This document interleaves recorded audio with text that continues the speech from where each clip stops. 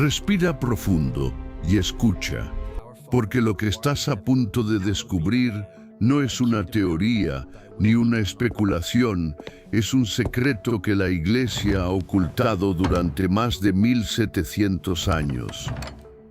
El Padre Nuestro, la oración más repetida del cristianismo, no es exactamente la que Jesús enseñó.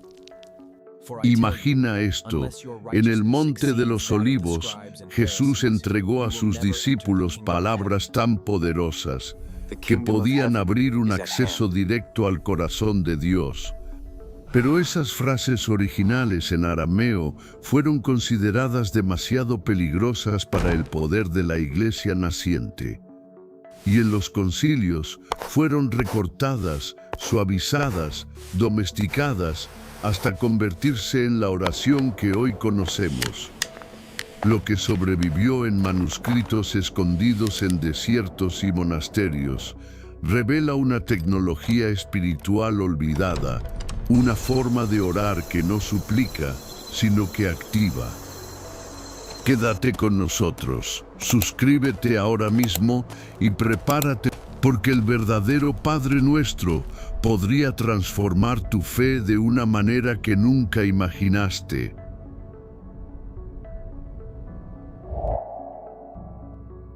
La manipulación histórica. Para comprender la verdadera magnitud de esta alteración espiritual, de esta audaz manipulación histórica del Padre Nuestro, debemos viajar en el tiempo con nuestra imaginación.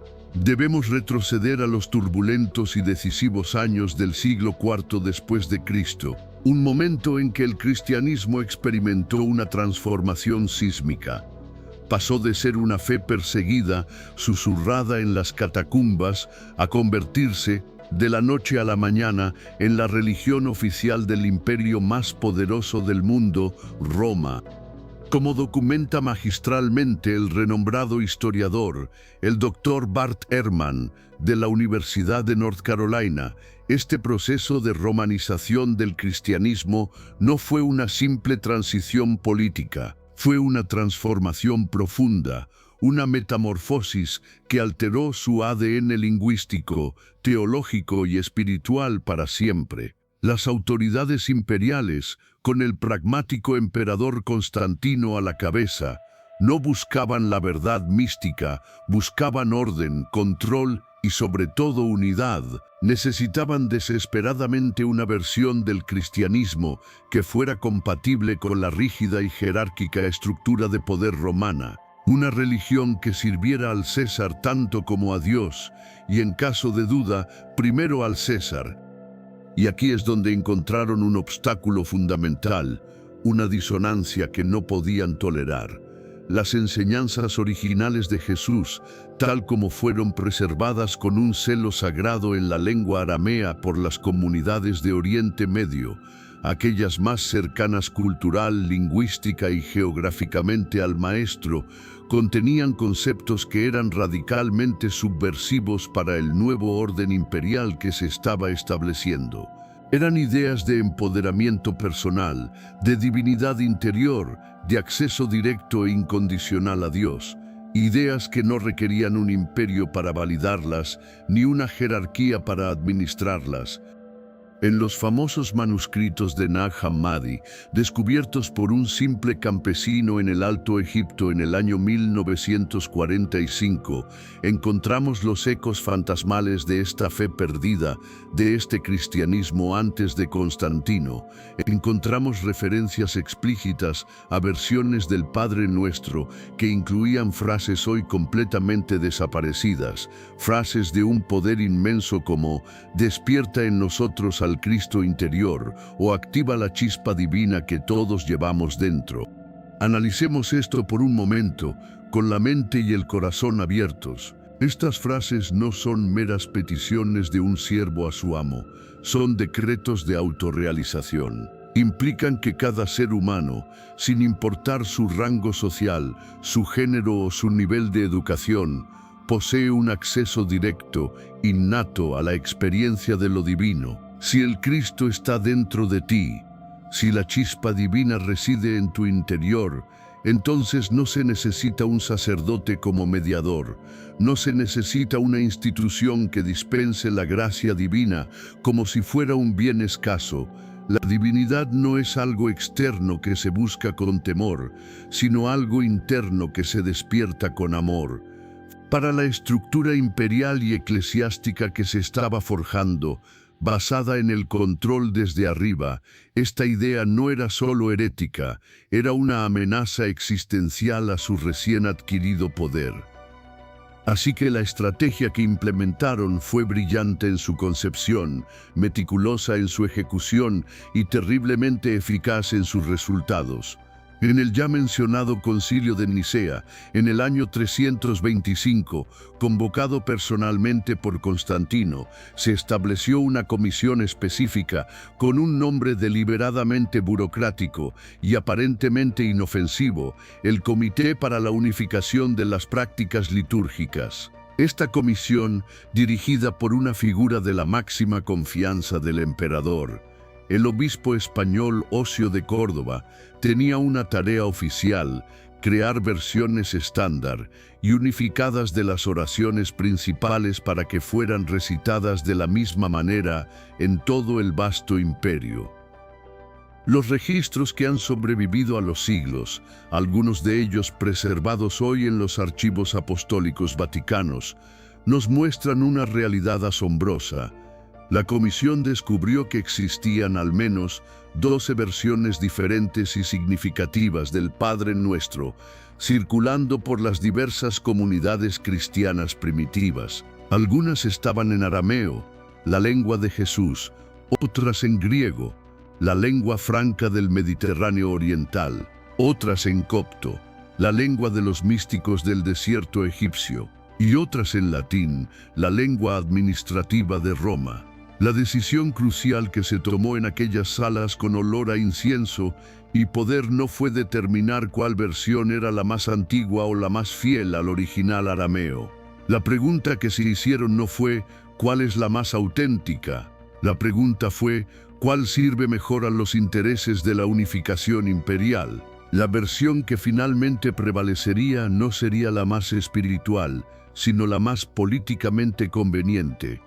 Eusebio de Cesarea, el historiador oficial y biógrafo del emperador Constantino, nos dejó un testimonio revelador y casi cínico en sus escritos. Afirmó que las versiones arameas del Padre Nuestro contenían elementos místicos que eran incompatibles con la nueva ortodoxia romana. ¿Qué significaba exactamente para ellos elementos místicos incompatibles? Aquí es donde la investigación del Dr. George Lhamsa, un erudito asirio especialista en arameo de la Universidad de Colombia, arroja una luz cegadora sobre este misterio. El Dr. Lhamsa explica que el arameo no es un idioma lineal y lógico como el latín, es un idioma poético, vibracional, multidimensional, que opera por capas de significado. Una sola palabra aramea puede contener hasta 5 niveles de interpretación simultáneos: el nivel literal, el metafórico, el simbólico, el místico y el profético. Imaginen por un momento a Jesús, el Maestro, enseñando el Padre Nuestro a sus discípulos.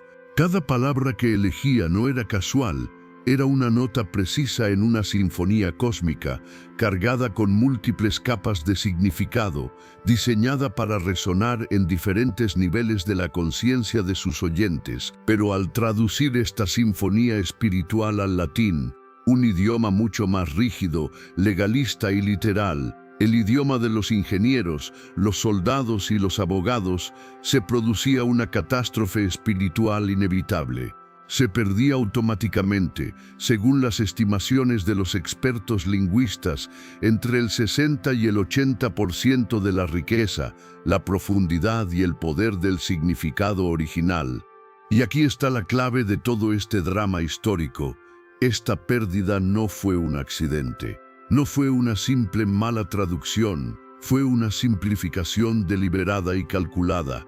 Fue la poda sistemática de todo aquello que sonara a misticismo, a poder interior, a experiencia directa y personal de lo divino. Los códices siríacos, manuscritos antiquísimos preservados en lugares sagrados, como el monasterio de San Marcos en Jerusalén, contienen versiones del Padre Nuestro que son dramáticamente diferentes de la versión latina oficial que heredamos y que ha dado forma al cristianismo occidental. En ellos encontramos, como ya hemos mencionado, frases explícitas sobre la activación de los centros sagrados del cuerpo, lo que hoy en día, en otras tradiciones, llamaríamos chakras, la sintonización con las frecuencias celestiales y la co-creación consciente con la mente del Padre.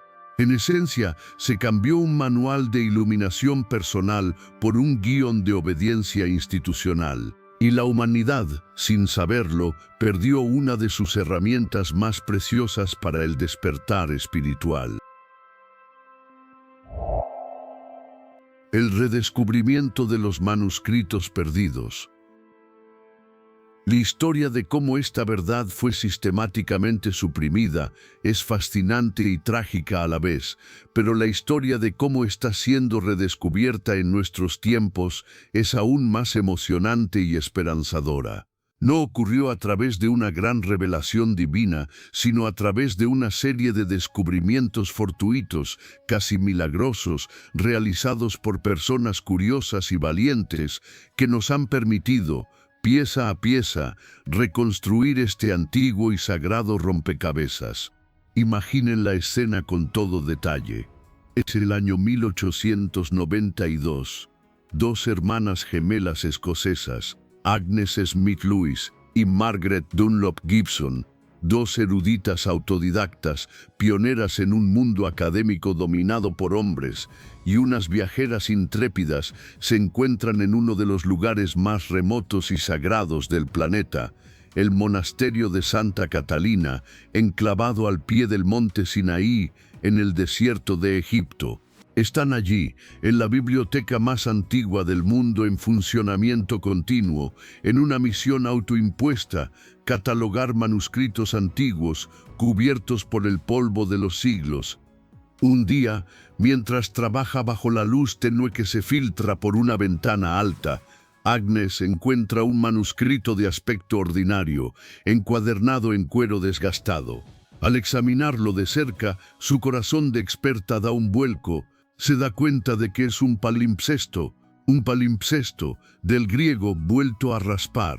Es un pergamino de piel de animal, un material muy caro en la antigüedad que ha sido reutilizado. El texto original fue cuidadosamente raspado o lavado para escribir un nuevo texto encima. Pero a veces, con las técnicas adecuadas, con la luz correcta y con mucha paciencia, las letras fantasma del texto original, borrado hace siglos, pueden volver a leerse.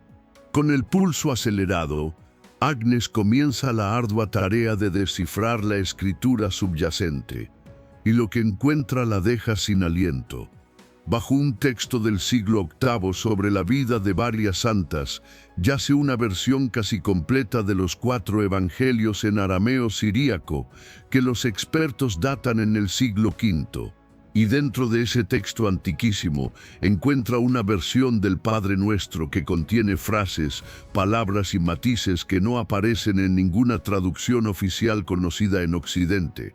Frases que hablan del Espíritu Divino acampando o estableciendo su tienda dentro de nosotros, y de la oración como un acto de despertar la memoria olvidada de nuestra verdadera naturaleza divina. El informe de su revolucionario descubrimiento, publicado en el prestigioso Journal of Biblical Literature en el año 1894, causó una enorme conmoción en el mundo académico, aunque sus implicaciones teológicas más profundas fueron convenientemente minimizadas o ignoradas por las jerarquías de las principales iglesias.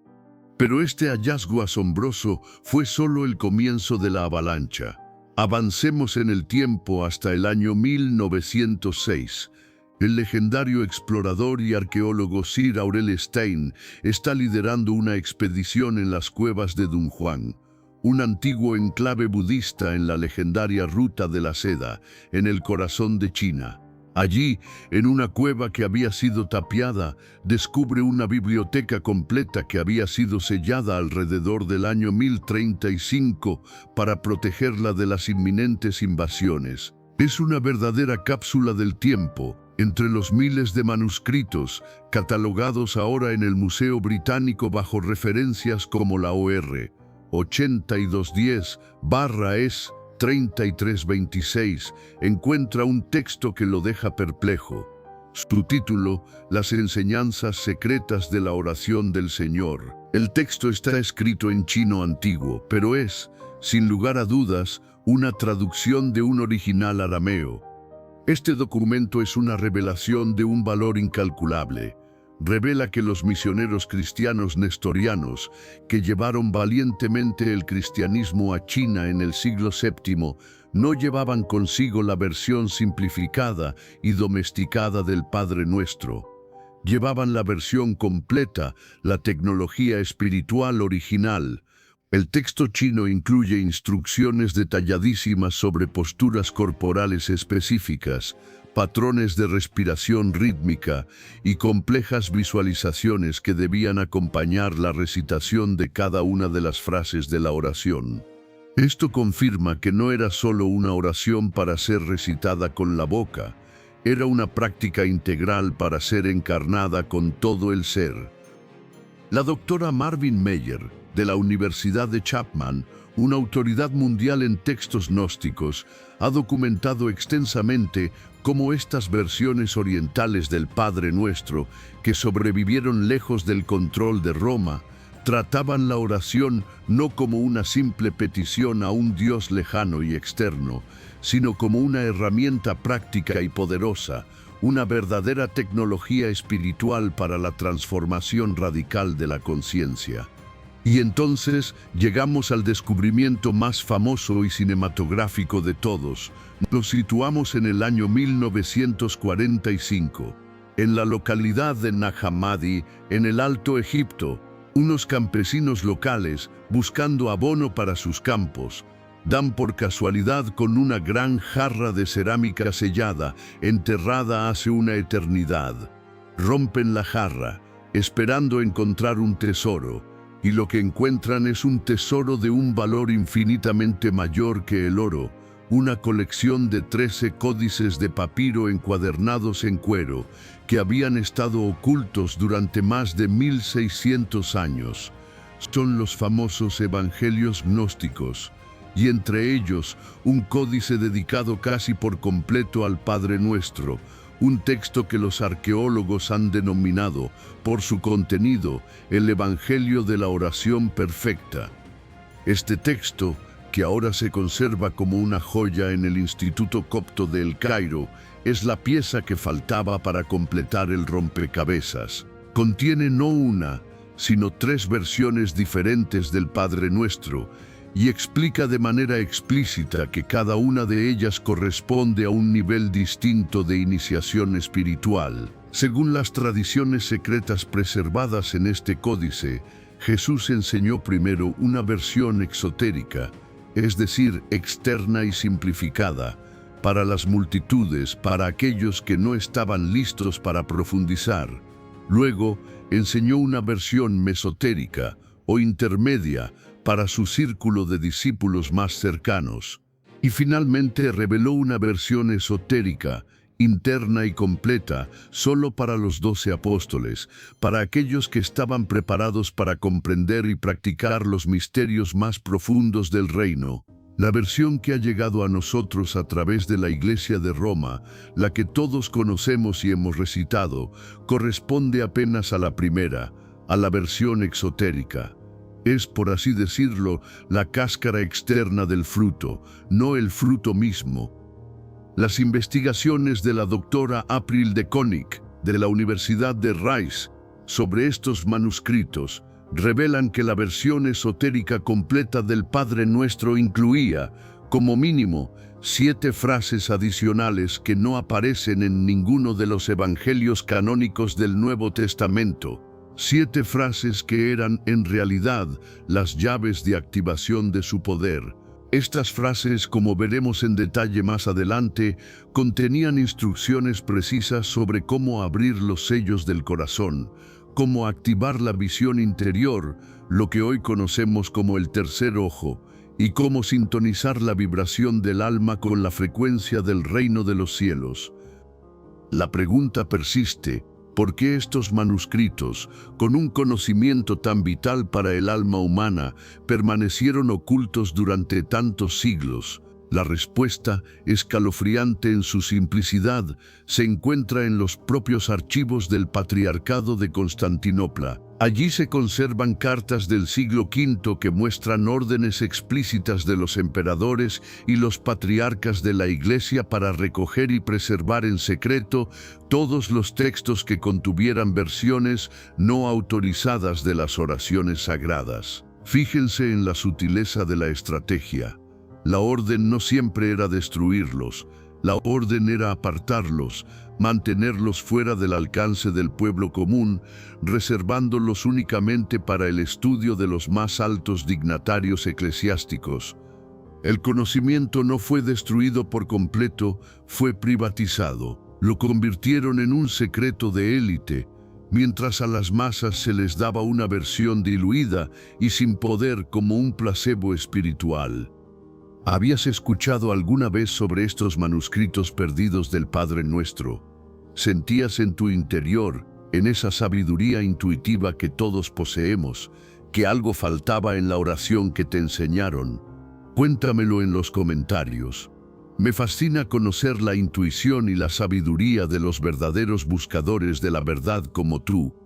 Tu experiencia personal puede ser la chispa que ilumine a otros que recién comienzan a despertar a estas asombrosas revelaciones. El poder oculto de las palabras originales en arameo. Ahora, con reverencia y expectación, llegamos al corazón mismo de esta revelación, a las joyas recuperadas del naufragio de la historia. Vamos a desempacar juntos las palabras exactas, a sentir la vibración pura que Jesús pronunció cuando enseñó el Padre Nuestro. Nuestra fuente principal para esta reconstrucción son los manuscritos arameos más antiguos, como el que se preserva en la Biblioteca Laurenciana de Florencia, conocido específicamente como el Códice Sir. Prepárate, porque la diferencia con lo que conoces es sencillamente abismal. La oración que todos hemos aprendido comienza con las palabras «Padre nuestro que estás en los cielos». Esta frase, aunque familiar, crea inmediatamente una imagen en nuestra mente, la imagen de un padre de género masculino que se encuentra en un lugar lejano, separado de nosotros, llamado cielo. Es una imagen de separación fundamental entre lo divino y lo humano.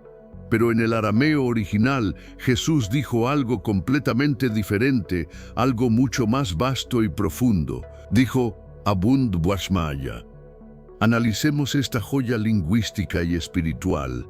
El doctor Neil Douglas Klotzer, en su obra monumental, explica que traducir la palabra Abun simplemente como padre es uno de los errores de traducción más graves de la historia. Esta palabra es un universo en sí misma. Se compone de dos partes fundamentales. La primera parte, Ab, que sí puede significar padre, pero su raíz más profunda y antigua significa fuente, origen, manantial. Y la segunda parte, Gun, que es un sufijo que no indica un estado estático, sino un proceso continuo de creación, de generación, de expansión, de dar a luz. Por lo tanto, Abun no es un padre estático y distante, es la fuente creadora, la respiración vital que da origen a todo, la matriz cósmica de la existencia de la cual todo emana. No es masculino ni femenino, o es ambos a la vez. No es una persona, es el proceso mismo de la creación. Cuando Jesús usaba esta palabra, se refería a la fuente íntima y siempre presente de toda vida, tan cercana como el aire que respiramos.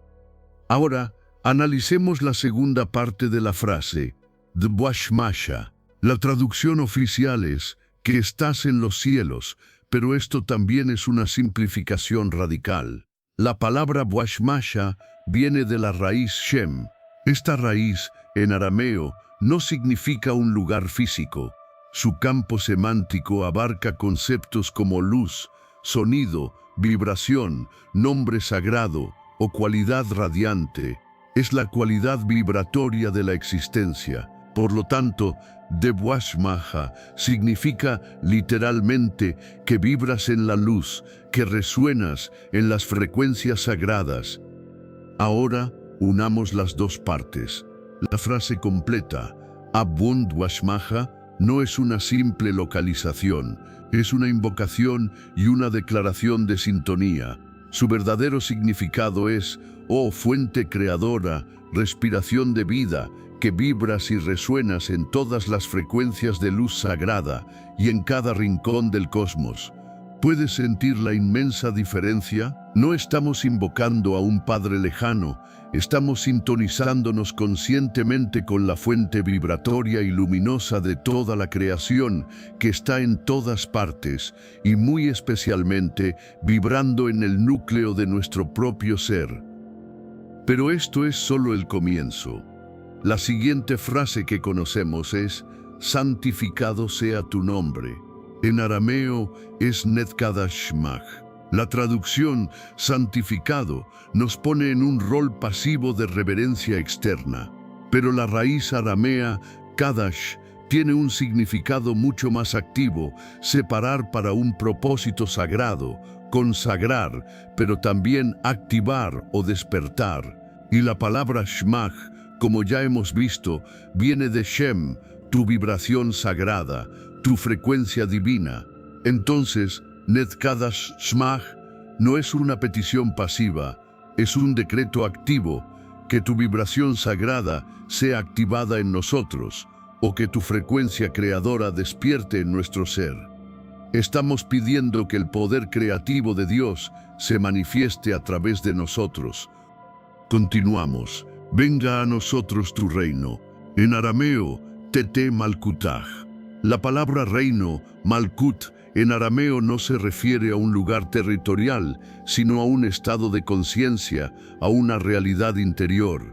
Y el verbo Tete significa que emerja, que se manifieste desde dentro. Por lo tanto, Tete Malkutaj significa que tu estado de conciencia divina se manifieste, o que tu realidad sagrada emerja desde nuestro interior. De nuevo, no pedimos que venga algo externo, sino que se active en nosotros la conciencia del reino que ya está en nuestro interior. La diferencia es total. La versión oficial nos coloca como súbditos pasivos pidiendo favores.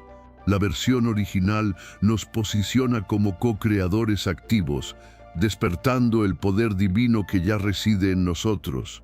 Y hay un detalle crucial que se perdió. Los manuscritos del antiguo monasterio de San Mateo en Irak incluyen una nota marginal que explica que Jesús instruyó a sus discípulos a hacer una pausa después de cada una de estas frases para sentir cómo la vibración de las palabras activaba los centros energéticos correspondientes en el cuerpo. Según estas instrucciones, Abund Washmaha debía sentirse vibrar en el corazón, Netkadashmach en la garganta y Tete Malkutaj en la frente. Esto lo cambia todo. El Padre Nuestro original no era una simple oración de petición, era una técnica precisa de alquimia espiritual. Una meditación guiada para alinear el corazón, la palabra y la mente con la frecuencia divina. Una tecnología para la iluminación. Ahora entiendes por qué era tan peligroso. Le devolvía el poder al individuo, le daba la llave directa al reino, y eso, para una estructura de poder basada en la intermediación, era inaceptable. Ese peso que has sentido, esa búsqueda de una conexión más profunda, ya no tienes que cargarla en soledad. Despierta estas verdades. Si esto resuena contigo, te invito a profundizar aún más con el libro digital, ¿Por qué los apóstoles ocultaron las palabras más peligrosas de Jesús? El enlace está en el primer comentario fijado. Haz clic ahora y recibe tu copia antes de que intenten retirarlo de la luz. La agenda secreta del Concilio de Nicea. Volvamos a ese momento decisivo en la historia, el año 325 después de Cristo, el primer Concilio de Nicea. La historia oficial nos cuenta que el emperador Constantino lo convocó para resolver la controversia arriana. Y aunque esa fue la agenda pública, los documentos que han sobrevivido nos revelan una agenda oculta, mucho más pragmática y de largo alcance. Los registros de Lactancio, el secretario imperial, revelan la preocupación de Constantino. Las diferentes versiones de oraciones y rituales que circulaban por el imperio estaban creando facciones, grupos místicos que operaban de forma independiente, fuera del control de la autoridad imperial. Y entre estas prácticas, el Padre Nuestro, por su centralidad, era una preocupación máxima. Según el testimonio de Osio de Córdoba, el consejero de Constantino, existían informes alarmantes sobre las versiones orientales del Padre Nuestro que hablaban de prácticas de respiración y posturas corporales que inducían estados alterados de conciencia. Pensemos en lo que esto significa desde una perspectiva de poder. Estos estados alterados de conciencia permitían a los practicantes tener experiencias místicas directas, y una persona que tiene una experiencia directa de Dios se vuelve mucho menos dependiente de la mediación de un sacerdote y por lo tanto mucho menos controlable por la autoridad. Los estudios de la doctora Elizabeth Clark de la Universidad de Duke confirman la creación del Comité para la Unificación Litúrgica. Esta comisión recibió el mandato de reunir manuscritos de todas las tradiciones cristianas. Su trabajo no era encontrar la versión más auténtica, sino crear una versión sintética que cumpliera 3 criterios específicos dictados desde el trono. Primero, compatibilidad con la teología imperial romana. Segundo, eliminación de todos los elementos que promovieran experiencias místicas directas. Y tercero, simplicidad para la memorización de las masas. Los documentos de la Biblioteca Patriarcal de Constantinopla muestran que la comisión tuvo en sus manos al menos 14 versiones diferentes del Padre Nuestro. Las actas del concilio revelan que las frases perdidas eran, literalmente, un manual de instrucciones. Hablaban de patrones respiratorios, activación de centros de luz, invocaciones para abrir los sellos del alma y fórmulas para co-crear con el poder divino. El obispo Eusebio de Nicomedia expresó en una carta su preocupación, diciendo que estas versiones orientales convertían la oración en una técnica de iniciación mística más propia de los paganos que en un acto de humilde adoración. La decisión final fue dramática. La comisión eligió como base la versión latina más simple y literal, y eliminó sistemáticamente todos los elementos místicamente problemáticos. Pero aquí viene el detalle más impactante. No destruyeron todas las versiones originales. Las más importantes las preservaron en lo que llamaron la Biblioteca de los Textos Reservados. En una carta del obispo Cirilo de Alejandría al emperador Teodosio II, del año 412, se explica que estos textos eran para el estudio privado y exclusivo de los más altos dignatarios eclesiásticos, y no debían ser compartidos con el clero ordinario, ni mucho menos con los fieles comunes. Ese conocimiento fue guardado bajo llave. El doctor James Robinson, del Instituto de Antigüedad y Cristianismo de Claremont, confirma que muchas de estas versiones reservadas sobrevivieron y son precisamente las que fueron redescubiertas en Nag Hammadi y otras bibliotecas monásticas. La agenda secreta del Concilio de Nicea no pudo borrar la verdad para siempre, solo ocultarla. La transformación del Padre Nuestro también implicó cambios sutiles en las palabras que permanecieron. Por ejemplo, la palabra aramea lachma sobre el pan de cada día. Su raíz significa sabiduría, alimento espiritual. La petición original era, danos hoy nuestra sabiduría esencial.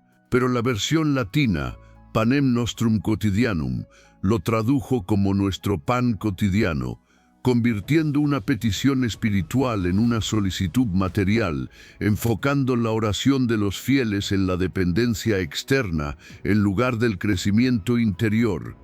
Si estas revelaciones tocan una cuerda profunda en tu corazón, te invito a ir un paso más allá. Únete a nuestro club exclusivo de miembros. Allí encontrarás una hermandad de buscadores que, como tú, no se conforman con verdades a medias. Hazte miembro ahora y accede a la biblioteca de conocimiento reservado que estamos construyendo para esta comunidad. Las frases eliminadas del Padre Nuestro. Lo que voy a revelarte a continuación proviene directamente de esos manuscritos que la historia intentó olvidar. Son las frases completas, las joyas perdidas que fueron sistemáticamente extirpadas del Padre Nuestro original. Estas frases contenían las instrucciones más poderosas de Jesús sobre cómo hacer de la oración una fuerza transformadora. En el Códice Sir 16 de la Biblioteca Vaticana, encontramos una de estas versiones completas. Según el Dr. Sebastian Brock, de la Universidad de Oxford, estas frases fueron deliberadamente omitidas porque contenían enseñanzas sobre poderes espirituales que la jerarquía consideró inapropiados para los fieles comunes. Escucha con atención. La primera frase eliminada aparecía después de santificado sea tu nombre. En arameo era Washwartan, Ruhak Batnan, Bishvratn Habbaden. Su traducción, y que tu espíritu despierte en nuestros cuerpos, o activa tu presencia divina en nuestra carne. ¿Por qué fue eliminada? Porque implica que el cuerpo humano es un templo sagrado, capaz de albergar directamente la presencia divina, eliminando la necesidad de intermediarios. La segunda frase eliminada venía después de venga tu reino. Decía, Wanekwek nomak bas maya wabaara bondbe con memeke beasech beboara. Su traducción, y que tu naturaleza esencial se manifieste tanto en los planos sutiles como en la realidad física.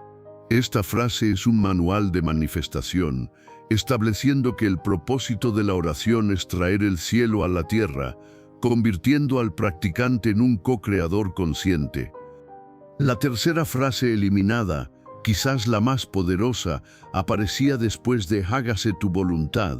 El texto arameo, Anquilendrabanil, y que asimismo el poder que nos acerca a ti se active en nosotros. Su traducción, y que el poder que nos une a ti se active desde nuestro interior. Esta frase revelaba la existencia de un poder latente, una chispa divina, dentro de cada ser humano que puede ser activada. Fue suprimida porque hacía innecesaria la dependencia de cualquier autoridad externa. La cuarta frase eliminada seguía a la petición del pan. Decía Guashuratan bliban rasad malakuta, bishf erra adm kabeta, y significa, y despierta en nuestros corazones el misterio del reino. Esta frase establecía que el reino de los cielos no es un lugar post-mortem, sino un estado de conciencia que puede ser activado aquí y ahora. La quinta frase eliminada ampliaba la sección del perdón de manera asombrosa. Y así como nosotros liberamos las ataduras de aquellos que nos han ofendido, también liberamos las memorias dolorosas que nos atan a nosotros mismos. Esto es psicoterapia espiritual, incluyendo la autosanación y la liberación de traumas internos como parte esencial del perdón. La sexta frase eliminada seguía a no nos dejes caer en tentación. El arameo, huela taulan la nisuna de la maskinan, la pela taflisivna de la am ea cae ginlel. Su significado, y no permitas que enfrentemos pruebas para las que nuestra alma aún no está preparada. Esto revelaba una comprensión de niveles progresivos de iniciación espiritual, pidiendo una guía divina adaptada a nuestro desarrollo. Finalmente, la séptima frase eliminada cerraba la oración. La versión original completa incluía una adición crucial: Metilsimalkutaila utesbetailan mayarani. Amén. El significado es la culminación de toda la oración, y nuestra propia esencia participa de tu reino, poder y gloria, tanto en los planos celestiales como en los terrenales. Amén. Esta frase establecía la verdad revolucionaria de la no dualidad, de la participación directa de la naturaleza humana en la naturaleza divina. Los manuscritos del monasterio de Mar Saba, estudiados por el Dr. Sidney Griffin, revelan que estas 7 frases no eran agregados posteriores, sino parte integral de la enseñanza original, convirtiendo la oración completa en una poderosa tecnología para la transformación integral del ser. Ya no tienes que cargar con una verdad a medias. Si sientes el llamado a integrar este conocimiento, te recuerdo que la guía completa, ¿por qué los apóstoles ocultaron las palabras más peligrosas de Jesús?, está a tu alcance en el primer comentario fijado. La evidencia arqueológica y los códices perdidos. Para que nadie pueda argumentar que hablamos de leyendas, es crucial presentar la evidencia tangible que los arqueólogos han desenterrado. La confirmación de versiones más completas del Padre Nuestro no proviene de un solo hallazgo, sino de múltiples descubrimientos en diferentes partes del mundo. En el año 1906, la expedición alemana de Carl Schmitt en Ajmim, Egipto, descubrió ostraca, fragmentos de cerámica usados para escribir. En uno de ellos, catalogado como P. Berol 914, encontraron una versión del Padre Nuestro en copto que incluía la frase «y que el fuego sagrado despierte en nuestros corazones», una clara alusión a la activación de la energía espiritual interior. Ya hablamos de Nag Hammadi en 1945, pero profundicemos. El Códice Segundo contenía la oración del apóstol Pablo, que presenta una versión expandida del Padre Nuestro con instrucciones detalladas sobre posturas, respiración y visualizaciones, practicada como una forma de yoga cristiano. En 1972, en Dura Europos, Siria, arqueólogos de Yal descubrieron una casa-iglesia del siglo III. En sus paredes, el Padre Nuestro completo en arameo, con notaciones musicales que indicaban cómo debía ser cantado. El Dr. Karl Kraeling reportó que esta versión cantada incluía repeticiones a modo de mantra, sugiriendo una experiencia vibracional. Incluso en Qumrán, donde se hallaron los manuscritos del Mar Muerto, encontramos evidencia. En la Cueva 4, el fragmento 4Q, 521, llamado el Apocalipsis Mesiánico, incluye una oración que comienza como el Padre Nuestro, pero continúa con frases sobre despertar los poderes durmientes del alma. El Dr. Émile Puech sugiere que podría ser una versión utilizada por la comunidad esenia, mostrando que la idea de una oración de activación ya estaba presente en el ambiente de Jesús. En 1979, en el monasterio de Santa Catalina en el Sinaí, se descubrió una biblioteca oculta, sellada en el siglo VII. Entre los manuscritos, el Sinai Syriac 30 incluye una versión del Padre Nuestro con la frase adicional: «Y que la luz de tu rostro ilumine los ojos de nuestro corazón», una metáfora para la apertura de la percepción espiritual. Quizás la evidencia más emocionante es más reciente. En 1996, en Nazaret, se descubrieron los restos de una sinagoga-iglesia del siglo I. En el suelo de mosaico, inscripciones en arameo incluían fragmentos del Padre Nuestro: Abund Boashmaja, Nedkadashmaj, Tete Malkutaj, seguidas de símbolos que los especialistas interpretan como instrucciones para la práctica mística. El Dr. Stephen Fan, en su informe de 1998, sugiere que podría ser la evidencia arqueológica más antigua de la práctica original. ¿Desde dónde estás viendo este video? Me emociona que estas verdades, desenterradas de lugares tan diversos, estén llegando a almas sedientas en todo el mundo. Escribe tu país o ciudad en los comentarios. Formemos una red global de buscadores de la verdad. El latín como herramienta de control espiritual. Ahora debemos analizar el arma principal en esta operación de control espiritual, el lenguaje. El uso del latín como lengua oficial de la Iglesia Católica en Occidente durante más de 1500 años no fue una decisión litúrgica. Fue una estrategia deliberada para desconectar a los fieles de las fuentes originales y consolidar el monopolio del clero sobre la interpretación.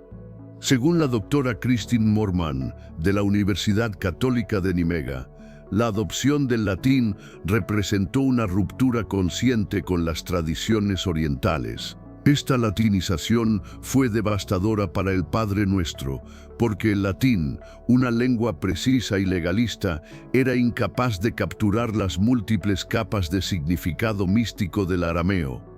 Cuando San Jerónimo fue comisionado para traducir la Biblia al latín, Vulgata alrededor del año 382, se enfrentó a un dilema. Conceptos como abun no existían en el mundo romano. La única palabra disponible era pater, padre, que se refería a la autoridad patriarcal. Esta traducción cambió la relación con lo divino de una intimidad cósmica a una sumisión jerárquica. Una carta de Jerónimo al Papa Dámaso, del año 383, muestra que era consciente de esta limitación. Escribió: «Las lenguas orientales contienen misterios que el latín no puede expresar sin traicionar su esencia». Él lo sabía. Jerónimo no trabajó a ciegas. Según el doctor Patrick Hay Helly de la Sorbona, tuvo acceso a una vasta biblioteca de manuscritos arameos, hebreos y griegos. Catalogó al menos 9 versiones diferentes del Padre Nuestro, incluyendo 3 completas en arameo con las frases adicionales. ¿Por qué eligió la versión más simple?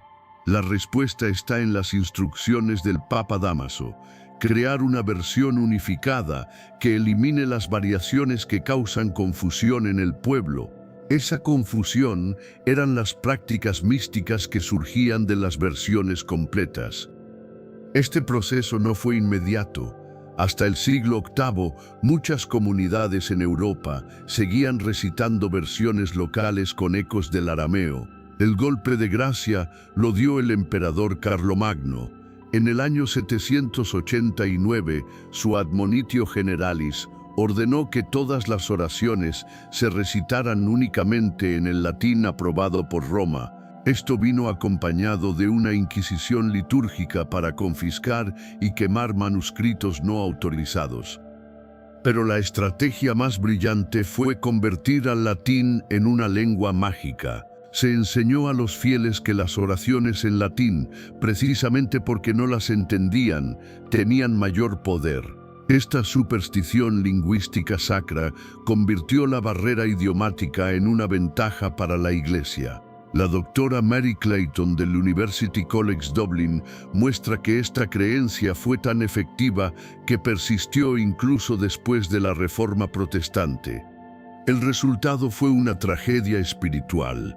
Durante más de 1000 años, la mayoría de los cristianos recitaron la oración central de su fe en un idioma que no entendían, con palabras despojadas de su significado original y sin acceso a las técnicas que la convertían en una llave para la transformación. Esta desconexión no fue un accidente, fue el resultado de una política deliberada de control espiritual. Guía práctica para orar el Padre Nuestro original. Después de este largo viaje, llegamos a la parte más importante y transformadora. ¿Cómo podemos hoy practicar el Padre Nuestro original para desatar su poder? Las instrucciones provienen de manuscritos como el Códice Mac R44 del monasterio de San Macario en Egipto, que contienen enseñanzas de los padres del desierto. La práctica correcta requiere 3 preparaciones esenciales del espacio, del cuerpo y del corazón. Primero, la preparación del espacio. Busca un lugar tranquilo, orientado al este, preferiblemente al amanecer o atardecer. Enciende una vela, no como dogma, sino porque la llama física ayuda a activar la llama interior del corazón. Y lo más importante, silencio absoluto, para que las vibraciones sagradas puedan resonar. Segundo, la preparación del cuerpo. Siéntate en el suelo, si puedes, con las piernas cruzadas y la columna recta pero sin tensión, como una antena entre el cielo y la tierra. Las manos sobre las rodillas, con las palmas hacia arriba, en gesto de receptividad. La respiración debe ser lenta y profunda. Inhala en 4 tiempos, retén en 4, exhala en 6 y permanece vacío en 2. Repite hasta que la mente se calme. Tercero, la preparación del corazón. Esta es la llave maestra.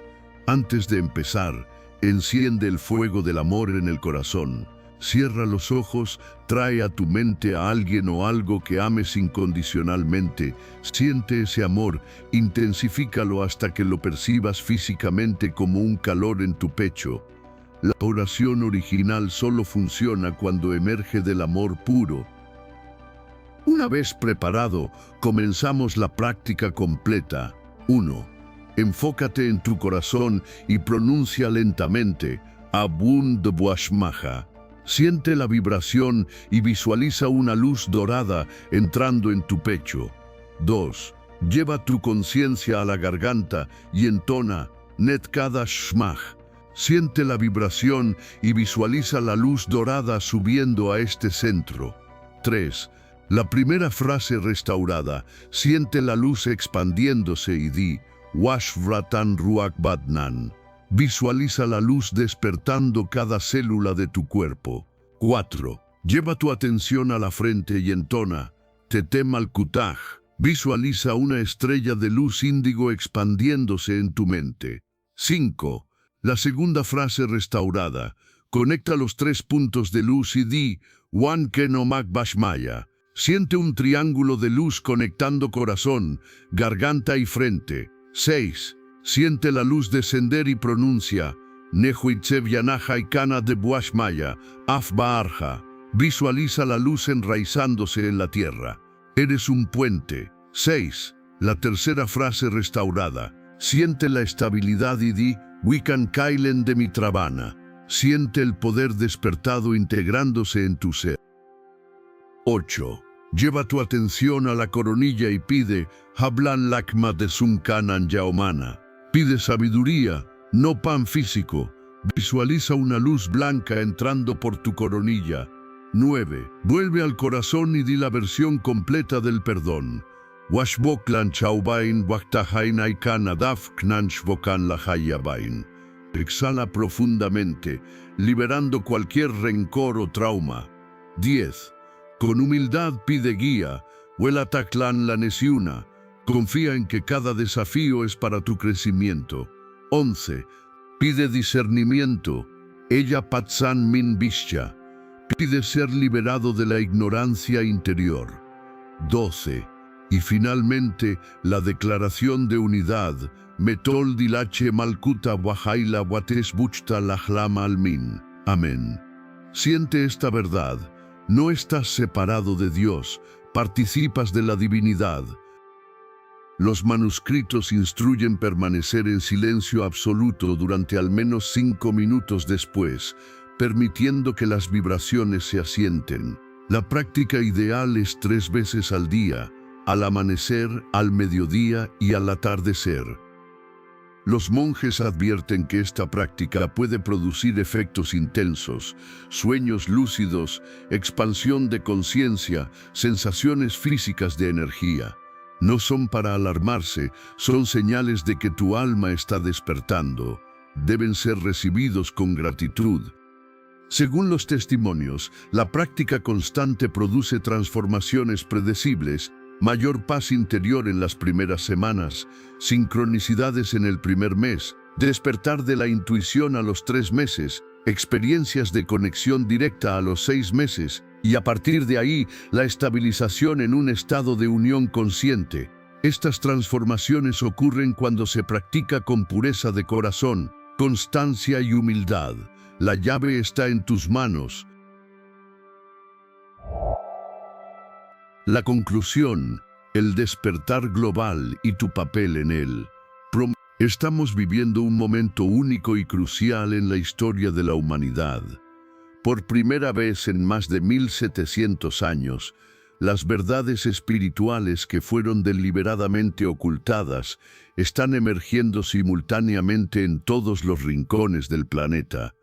No es una casualidad que estos manuscritos antiguos estén siendo descubiertos ahora. No es una casualidad que investigadores de diferentes países estén llegando a las mismas conclusiones.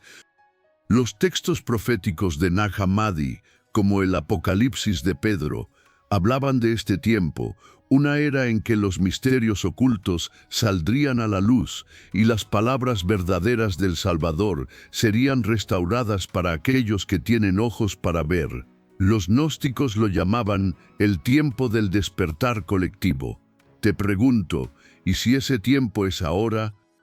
Piensa en las señales, bibliotecas digitales que nos dan acceso a todo, tecnologías que revelan textos ocultos y arqueólogos descubriendo más ahora que nunca. Pero la señal más importante está en tu interior, esa llamada, esa inquietud espiritual que las respuestas tradicionales ya no satisfacen.